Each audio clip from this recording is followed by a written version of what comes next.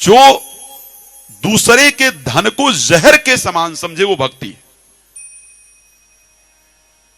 दूसरे के धन को जहर, विष पराव विषते विष भारी, धन पराव विषते विष भारी।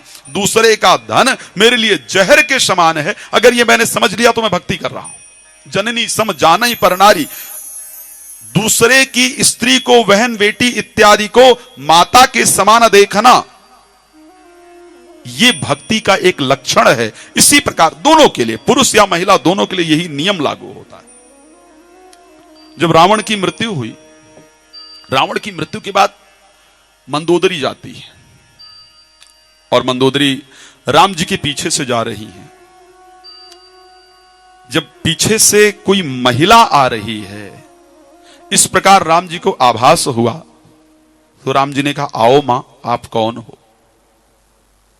पीछे देखा नहीं, कौन है पता नहीं, बोला आओ मां, आप कौन हो, क्या बात है? तब मंदोदरी ने सामने से आकर के कहा, राम, मैं एक चीज सोचा करती थी कि मेरा पति विद्युता में, इस संसार में उससे बड़ा कोई नहीं। और श्री रामचरितमानस में कहा, चलत दसानन डोलत अवनी, रावण के चलने से धरती डोलती थी। शनि को बांध के उल्टा लटका रखा था उसने, नवग्रहों को। ये हिम्मत नहीं थी कि बृहस्पति ज्ञानी होने के बाद भी रावण के सामने ज्ञान दे सके।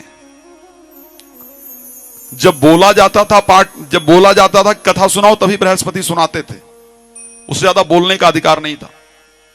काल को जिसने बांध रखा था, सोचा, कहती मेरा पति इस दुनिया का सबसे विद्वान, मेरे पति से कोई प्रतापी नहीं इस दुनिया में।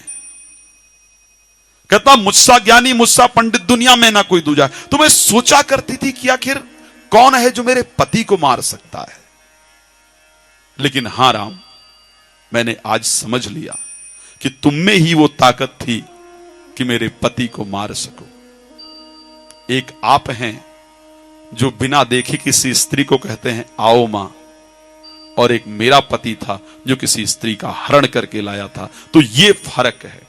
तो भगवान राम की नवधा भक्तियों में वर्णन आया कि जननी सम जानहि परनारी, धन पराव विषते विष भारी। ये भक्ति का एक लक्षण है और मिलना ही उतना है। मैं बार बार इसको कह रहा हूं कि जो हमारे भाग्य के अंतर्गत जीवन में लिखा हुआ।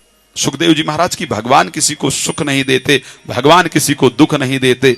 जिस प्रकार जिसके जो भगवान के सामने आ जाता है, भगवान उसी प्रकार उसका उद्धार कर देते हैं, उसको स्वीकार कर लेते हैं।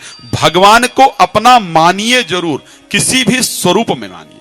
जिस स्वरूप में आप भगवान को मानते हैं, भगवान उसी स्वरूप में मान लेते हैं। मैंने एक दिन की कथा में चर्चा किया था कि शत्रु को हम भगवान से या अपनों से अधिक मानते हैं। राक्षसों की एक ही परिस्थिति है, राक्षस भगवान को ज्यादा पूजते हैं। एक नियम है, कहा जाता है यज्ञ में अगर कोई त्रुटि रह जाए तो उसका यज्ञ का जो फल है वो राक्षस को मिलता है। ये नियम था।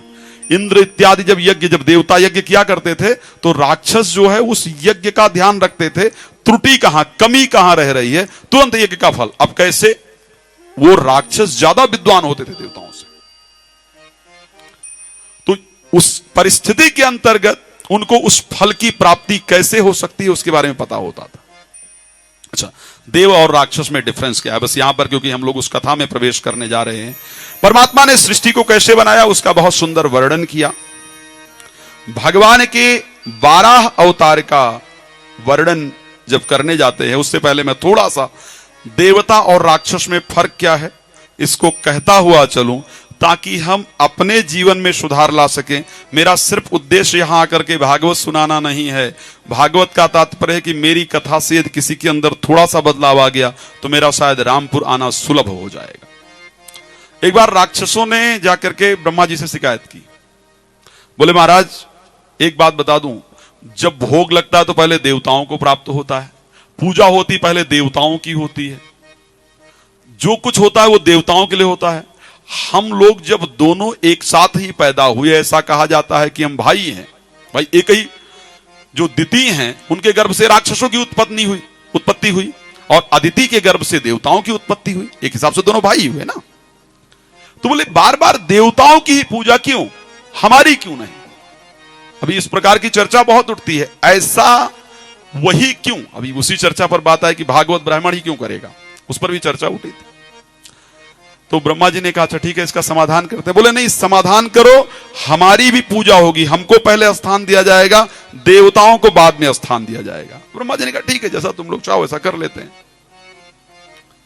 एक दिन बुलाए, बोले कल सब लोग आना, कल एक पंचायत रखेंगे, बैठक रखेंगे, उसमें डिसाइड करेंगे।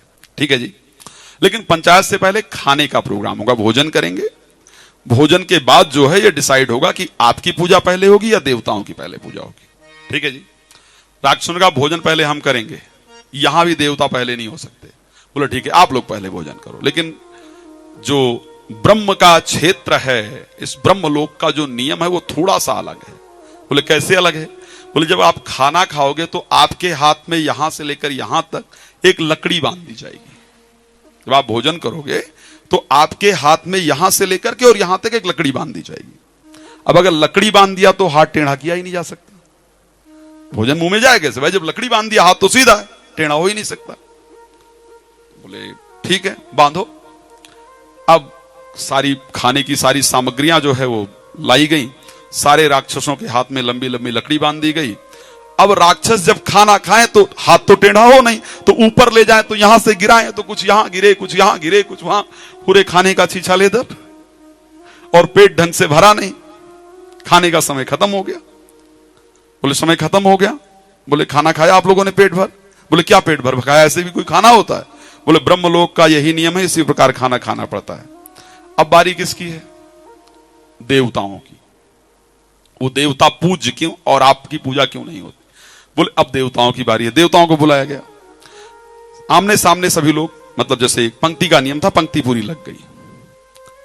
अब देवताओं ने सोचा, देवताओं के लिए वही प्रक्रिया। बोले राक्षसों ने कहा प्रक्रिया वही होगी जो हमारे साथ किया गया, गलत दूसरा नहीं होगा कि इनके हाथ में लकड़ी ना बांधो। बोले जैसी प्रक्रिया आपके साथ हुई है वही इनके साथ भी की जाएगी। ठीक है जी, प्रक्रिया वही की गई।